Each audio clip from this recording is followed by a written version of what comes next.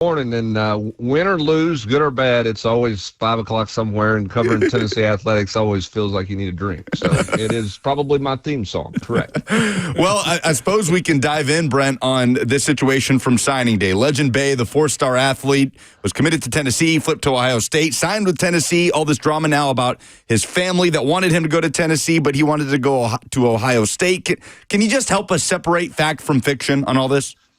No, not really, because we don't really know. I mean, he deleted the tweet that he put out right after he put it out, and sort of we'll see. I mean, I know Tennessee had conversations with him yesterday. Kelsey Pope had a conversation with him yesterday. They obviously talked to him all day on Wednesday, and we'll see what he elects to do. I mean, he can.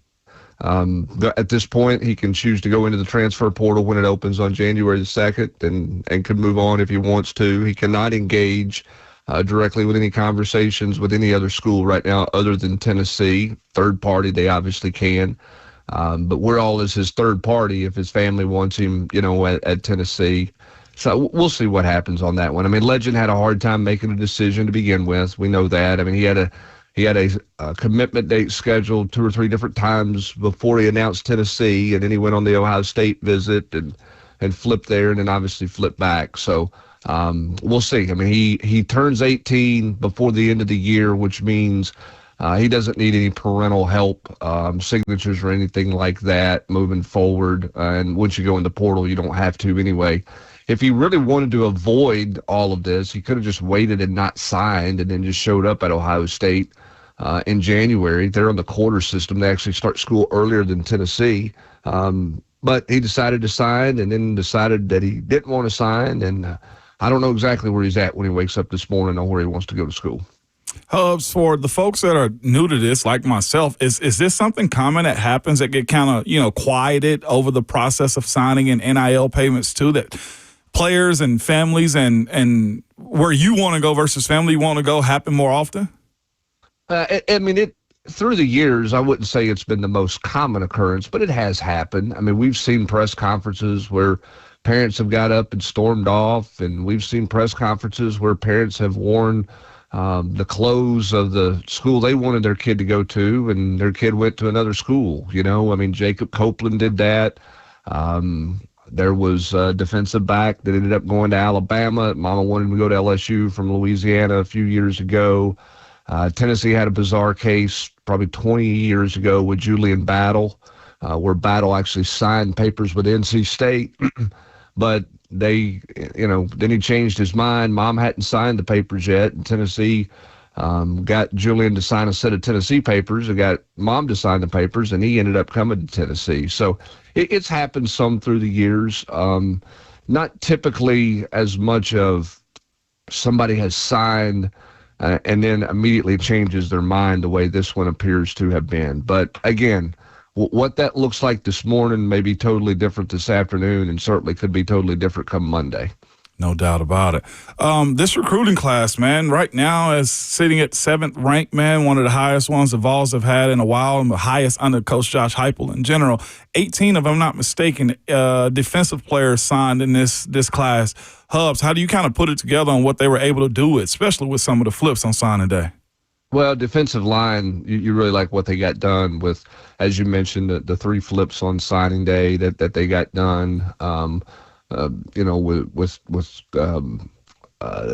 Breeze Carter, the young man from down in Georgia, is a guy that was a big flip. Rodney Garner, J.J. Finch is another one that one was big, excuse me, for Tennessee. So obviously there was a heavy focus on where they were defensively. They've still got to go get some defensive help in the portal for sure.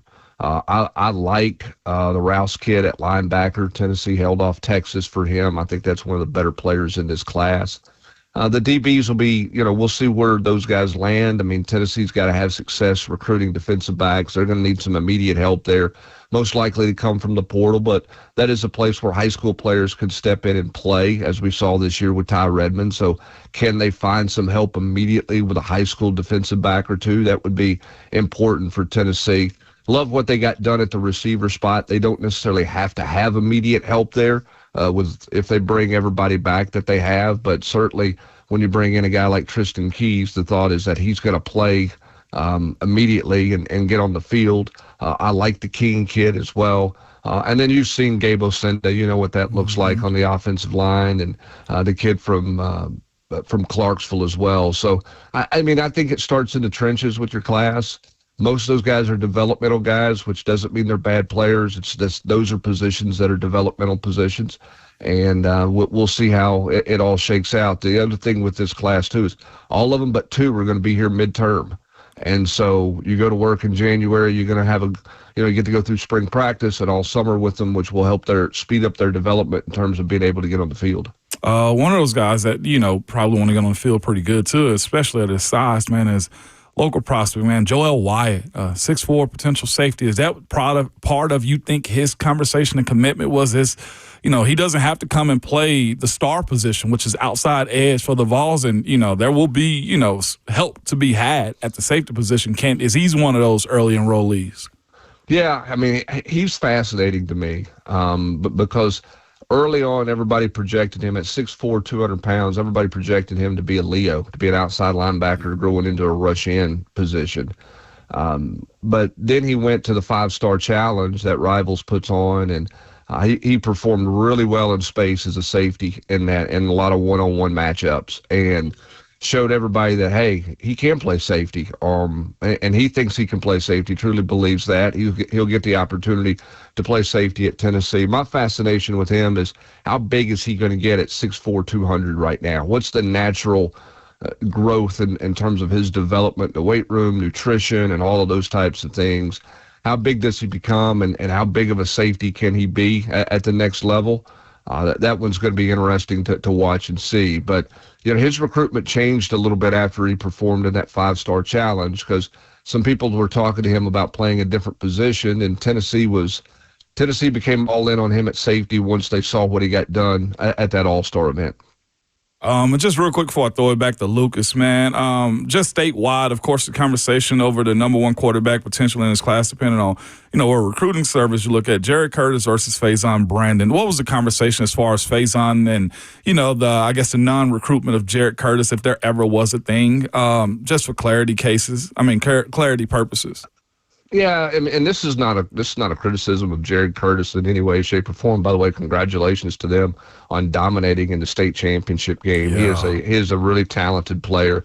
Tennessee had Faison Brandon on their campus following his freshman year of high school. He camped at Tennessee and performed really well at camp that day, and Tennessee offered immediately, and he was very interested in Tennessee, and Tennessee continued there. And the next year, he won a state title in North Carolina, and then committed to Tennessee. It's the direction Tennessee went. Obviously, George McIntyre being at Tennessee, being committed to Tennessee, did not bother Faison at all.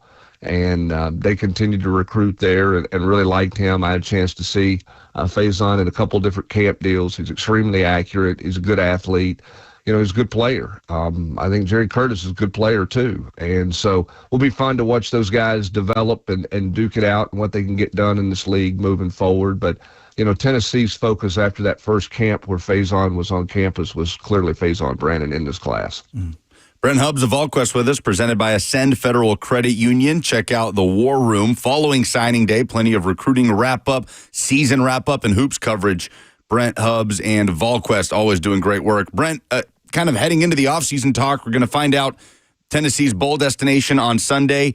To you, is the question of Josh Heupel and potential staff changes that we haven't quite seen from him in terms of firing a staff member for the first time. Is that question 1A or 1B of Tennessee's offseason, and when do we maybe get an answer to that?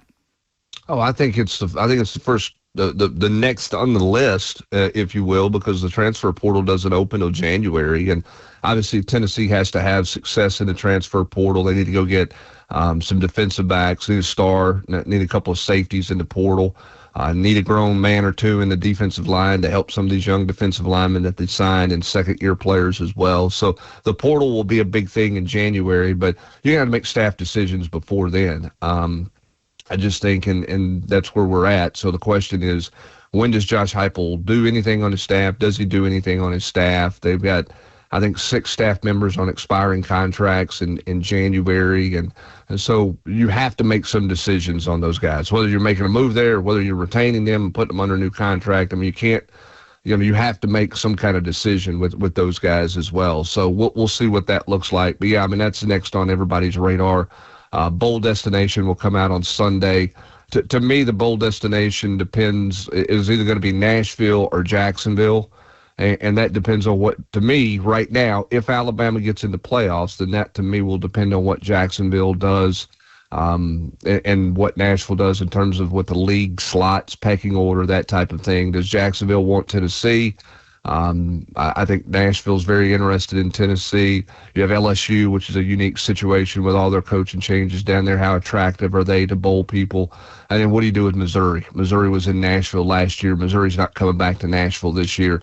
So does Missouri land in Jacksonville or do they land in Charlotte?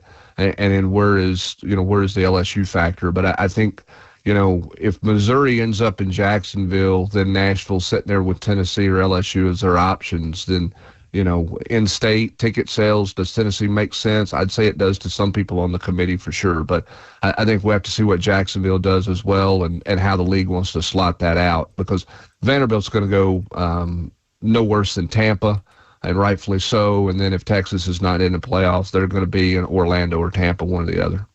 Brent, do you have a best-case scenario opponent in mind for Tennessee's bowl game in terms of what could bring the most juice, maybe what could have the most appeal for Tennessee fans, just to be able to get as much of a marquee win as you can in this moment heading into the offseason? Well, I think that it is I think it's a situation where you're looking at ticket sales. And what's important to you from a ticket sales standpoint if you're the bowl deal. And, in Nashville, you're going to get ticket sales because there's natural Tennessee fans in Nashville. How many are going to travel to Jacksonville? If you're in Nashville, the Music City Bowl, you're probably going to be taking on Illinois as probably the Big Ten representative.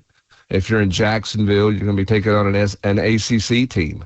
Which matchup do you like better if you're Tennessee? Not for the fans, but just for Tennessee. I mean, that's up for debate and coaches to decide. It also depends on what ACC team's going to be there. That could be anybody from Georgia Tech to Duke, depending on what happens in the ACC championship game, or Miami, depending on what happens with the playoffs. So, those are kind of the common things. I think what's interesting with the coaches and programs is what people don't want to do is that they're not interested in the game in Charlotte because it's January the 2nd at 8 o'clock. The portal opens that day. You don't want to lose 2 days of portal work dealing with a bowl game, traveling home and playing a game that night. So I think the 27th is Jacksonville, which means you miss Christmas with your family if you're a player. And then you've got the Nashville game, I guess, coming up on the 30th or the 31st, which is a late afternoon game there. So the schools will put in their top 3 choices, and then the league will look at that, and then they'll just have discussions with bowls, and then they will slot from there. So it's a Big Ten matchup for Tennessee versus an ACC matchup for Tennessee. And the ACC matchup could be a team that was certainly on the cusp of the playoffs versus a Big Ten team that was never a playoff thought. Hubs, just also to a wrap up. You speaking of off season, a wrap up on Jamont McCoy. Injuries happen. That's a very serious injury, no matter what era in life you're at. The ACL. Do you think you'll see a change in how Coach Heupel or college coaches allow their players to go off campus and train in these type of situations?